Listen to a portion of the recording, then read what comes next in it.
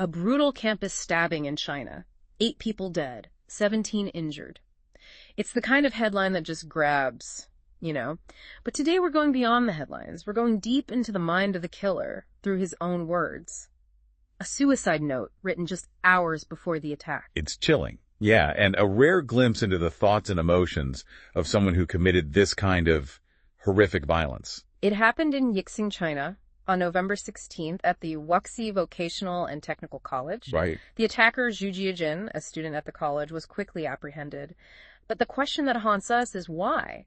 What drove him to this? We have the facts of the case, but what we're trying to understand are the forces at play, social, economic, maybe even psychological, that might have pushed Zhu to this point. Because understanding those forces might help us prevent something like this from happening again. Absolutely. So let's unpack this suicide note. I'm going to read some excerpts, and maybe you can help us make sense of what we're seeing. Sounds good. Let's hear it. Okay. This line is particularly disturbing. He writes, "When an avalanche occurs, no snowflake is innocent." Wow. That's powerful imagery. It suggests a sense of widespread complicity. In Zhu's mind, everyone is somehow to blame for his suffering. Yeah, and this feeling of being wronged comes up again and again. Listen to this. "The factory has no right to fine people. I tried many ways, but still couldn't solve it." So right away, we see a clash with authority. He feels powerless, like the system is rigged against him. We need to understand what specific injustices he's referring to here. Well, he goes on to talk about the factory where he worked as part of his vocational program.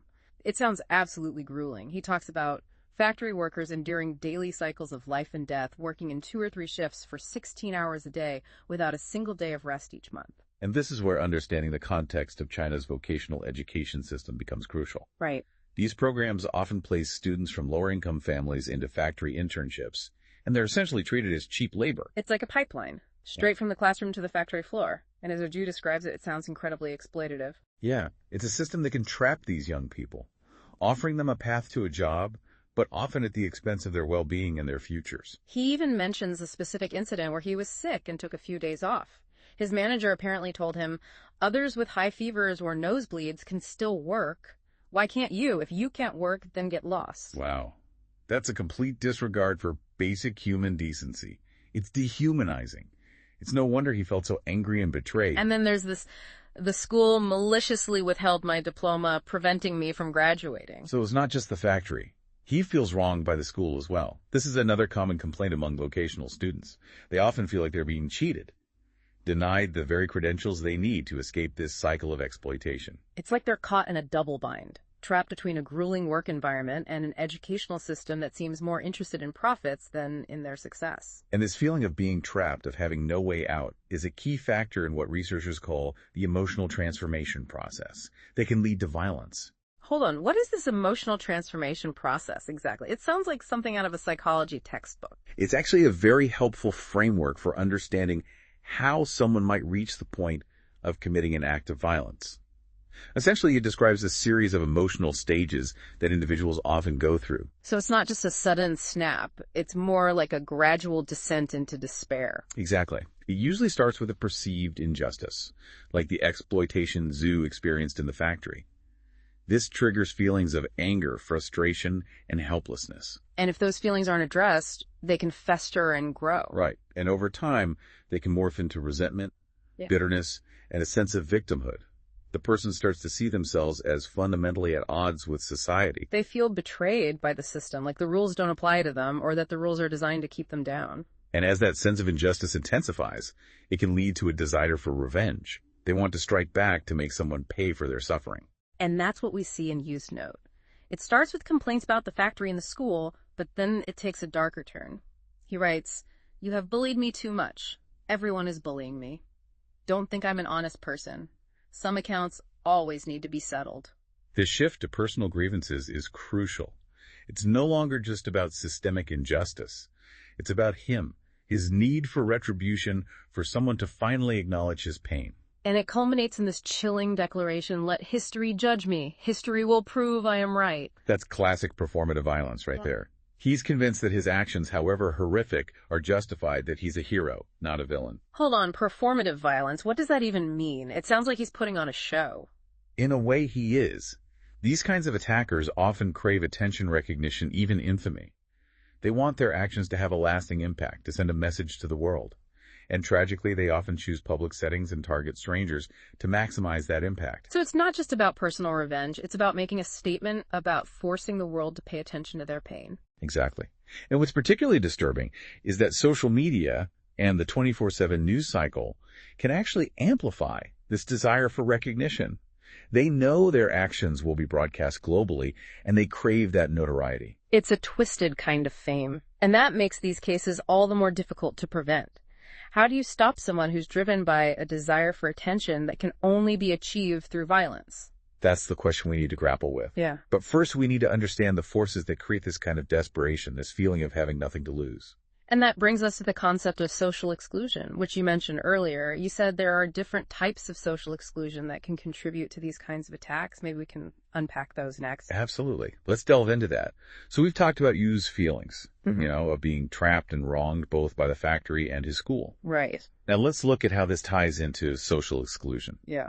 A concept that researchers say can play a significant role in these kinds of attacks. Okay, I remember you mentioned there are actually different types of social exclusion. Can you break those down for us? Absolutely. Think of it like this. Social exclusion is about being shut out, denied access, or even just feeling invisible in different aspects of life. Okay. Researchers have identified 4 main types. Okay. 4 types. I'm right. The first is what we call market-based exclusion. This is all about barriers to economic opportunity.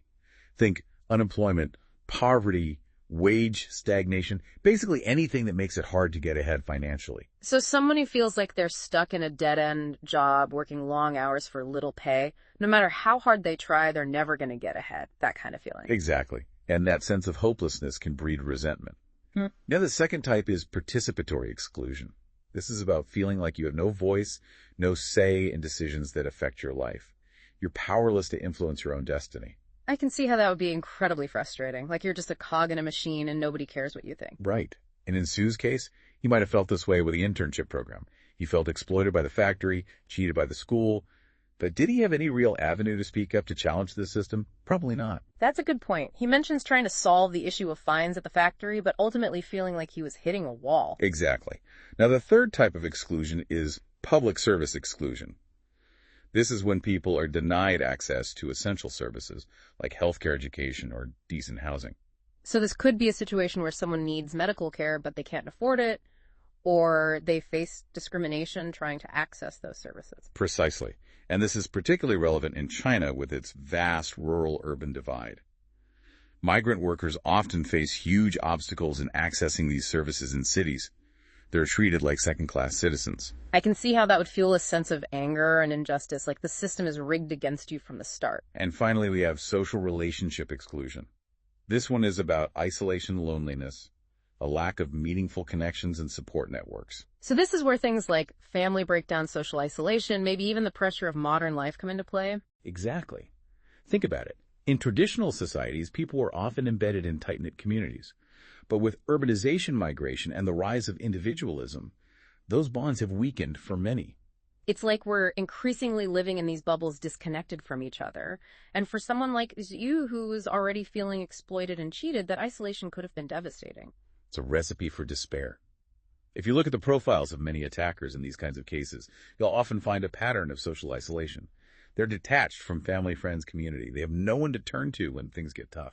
So it's not just one single factor that pushes someone over the edge. It's this toxic combination of economic hardship, lack of agency, and social isolation, all mixed with that burning sense of injustice. It creates this perfect storm where violence can start to feel like the only option, the only way to be seen, to be heard, to make a difference. It's terrifying, really. But you said earlier that not everyone who experiences these forms of exclusion turns to violence. What makes the difference? Why do some people find a way to cope while others resort to such extreme measures? That's the million-dollar question, and there's no easy answer. But research suggests that individual resilience coping mechanisms and access to support networks play a huge role. So someone who has strong family ties or a community they feel connected to, or even just healthy ways of processing their emotions might be less likely to go down that path. Exactly. They have something to fall back on, a sense of belonging, a belief that things can get better. But for someone like Zhu, who was already isolated and feeling deeply betrayed, That path to violence might have seemed like the only way out of his despair. It's heartbreaking to think about. He clearly felt like he was screaming into the void that no one was listening to his pain.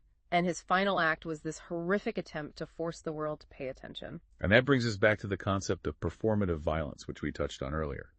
Remember, this isn't just about personal revenge. It's about making a statement about seeking recognition, even if it's through infamy. It's like they're saying, if you won't see me in my pain, you'll see me in my rage. Exactly. And that's what makes these cases so difficult to prevent. Because how do you stop someone who's driven by a desire for notoriety that can only be achieved through violence? It feels like an impossible problem, but I have to believe that understanding the root causes these different forms of social exclusion is a crucial first step. Yeah. If we can address those underlying issues, maybe we can start to chip away at this problem. I completely agree. It's not about excusing the violence. It's about understanding the desperation that can lead to it. And it's about recognizing that we all have a role to play in creating a society where everyone feels seen, heard, and valued. So if we want to prevent future tragedies like this one, we need to start by looking inward, examining our own communities, and asking ourselves some tough questions. Are we doing enough to support those who are struggling to create opportunities for everyone to thrive, to foster a sense of belonging? Those are the questions that should keep us up at night. Because until we can answer them honestly and act accordingly, we'll continue to see these horrific acts of violence play out. Well, on that sobering note, I think we need to take a step back and try to process all of this. We've covered a lot of ground from Wuxi's personal motivations to the broader societal forces that might have contributed to his actions. But this isn't just an academic exercise. We need to figure out what we can actually do with this knowledge. How can we use this understanding to prevent something like this from happening again? That's the crucial next step, and it's something we'll explore in more detail in our final segment. This deep dive has been heavy, trying to understand what led Jiajin to commit such a horrific act. Yeah, we've talked about his personal struggles, his feelings of being trapped and wronged. By the factory, the school system. Right, and then those bigger societal forces, those different types of social exclusion, that can create a breeding ground for despair and violence. But now comes the really tough part. What do we do with this knowledge? How do we take all of this and turn it into something meaningful, something that might actually help prevent future tragedies? Right. It's easy to get caught up in the analysis, the psychology, the societal trends.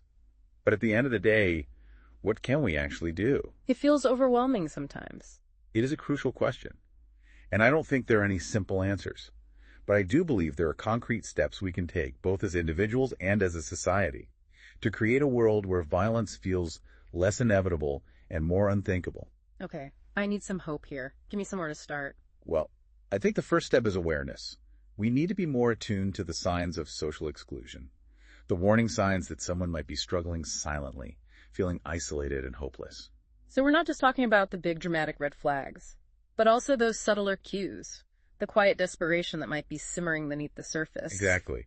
It's about paying attention to those who might be slipping through the cracks, who feel like they don't have a voice, who are struggling to make ends meet or find their place in the world. But what can we do as individuals when we encounter those signs? It feels like such a huge problem. Where do we even begin? It doesn't have to be about grand gestures.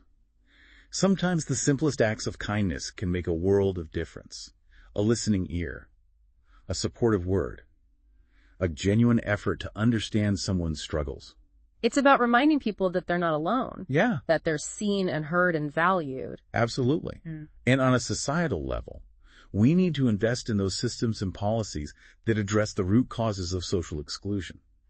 We're talking about creating more equitable economic opportunities, providing access to quality education and mental health services, and strengthening those social safety nets that catch people when they fall. It's about creating a world where everyone feels like they have a chance to succeed, where they have a sense of belonging, a stake in the collective good. And it's about fostering a culture of empathy and compassion, where differences are valued rather than feared or demonized. Because ultimately, preventing violence isn't just about law enforcement or security measures. Right. It's about building a society where people feel connected to each other, where they have hope for the future. You've hit the nail on the head. It's about creating a world where violence feels like a last resort, not a first response. We've covered a lot of heavy material today. It's been a journey into some dark corners of the human psyche. But I think it's important to end on a note of hope. I agree. We can't let despair paralyze us. We need to take this knowledge, this understanding of the forces at play, and use it to create a better world. As we wrap up this deep dive, I want to leave our listeners with a challenge. What will you do in your own life to build a more just and compassionate world? What small act of kindness will you extend to someone who might be struggling? How will you contribute to a society where everyone feels like they belong? It's not about having all the answers. It's about asking the right questions, listening with open hearts, and taking action, even if it's just one small step at a time. Because in the end, it's those individual acts of courage and compassion that will create the ripple effects that lead to lasting change. Thanks for joining us on this deep dive. Keep learning, keep questioning, and keep fighting for a world where every life matters, every voice is heard, and every snowflake has the chance to shine